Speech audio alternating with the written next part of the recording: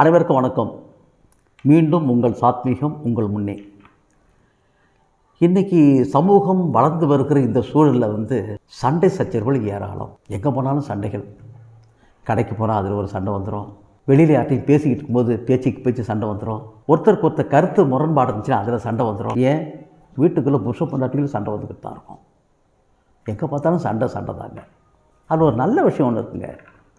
இந்த சண்டை போட்டுக்கிறது தப்பு கிடையாது. சண்டை வரும்பொழுது போட்டுக்க வேண்டியது தான். ஆனால் அதில் ஒரு பெரிய விஷயம், அப்படி சண்டை போட்டுக்கிட்ட பிறகு வெற்றி அடைஞ்சவங்களை எப்படி கண்டுபிடிக்கிறது சொல்லுங்கள். இப்போ சண்டை போட்டுக்கிறோம், அதில் வெற்றி அடைஞ்சவங்களை எப்படி கண்டுபிடிக்கிறது? அதுக்கு ஒரு நல்ல வழி ஒன்று இருக்குங்க. இதுக்கு ரெஃபரிக்கு பிறலாம் ஒன்றும் கொண்டு வரதில்லை.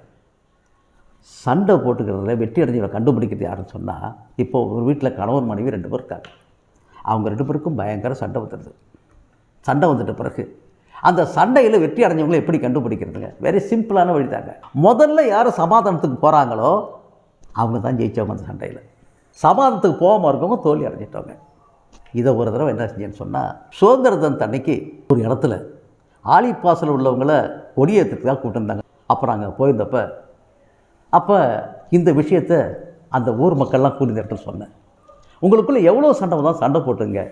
ஆனால் சண்டை போட்டுக்கிட்ட பிறகு அந்த சண்டையில் ஜெயித்தவங்களை எப்படி கண்டுபிடிக்கிறதுன்னு சொன்னால், முதல்ல யார் சமாதானத்துக்கு போகிறாங்களோ அவங்க தான் ஜெயித்தவங்க அப்படின்னு சொன்னேன்.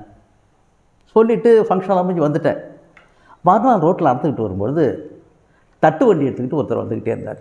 என்னை பார்த்தோன்னே, ஐயா கொஞ்சம் நெல்லுங்களேன் அப்படின்னாரு. சொல்லுங்கள் ஐயா, என்ன செய்திண்ணே? இந்த சுதந்திர தினத்துக்கு எங்கள் ஊரில் நீங்கள் தானே பேசுனீங்க அப்படின்னாரு. ஆமாங்கன்னு சொன்னேன். நான் தான் பேசுகிறேன்னே. என்னையா பேசுனீங்க?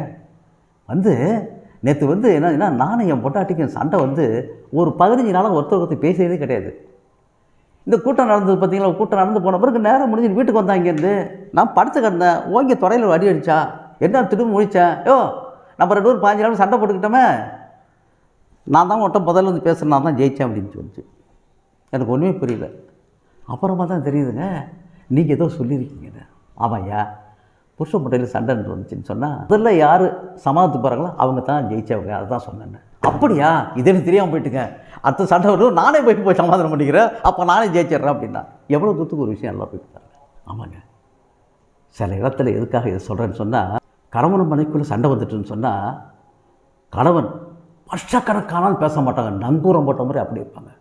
அந்த வாழ்க்கையில் எவ்வளோ பெரிய பாதிப்புகள் உண்டாகும். அதே போல் சமயத்தில் மனைவி என்ன பிரச்சனாலும் நங்கூரம் பட்ட மாதிரி அந்த கணவன்கிட்ட பேசாமல் இருப்பாங்க. எவ்வளோ பாதிப்பு இந்த குடும்பத்துக்கு ஏற்படும். தயவுபடி கேட்குறேன், குடும்பத்துக்குள்ள சண்டை வருது சகஜம், கணவன் மனைவிக்கு சண்டை வருது சகஜம். தயவுபடி உங்களை கெஞ்சி கேட்டுக்கிறேன். அப்படி சண்டை வந்துட்டுன்னு சொன்னால் உடனடியாக போய் சமாதானமாகி சண்டையிலே ஜெயிச்சிருங்க. இதுதான் நான் சொல்லுவேன். ஓகேங்களா? மீண்டும் ஒரு நல்ல விஷயத்தோடு நாளைக்கு உங்களை சந்திக்கிறேன்.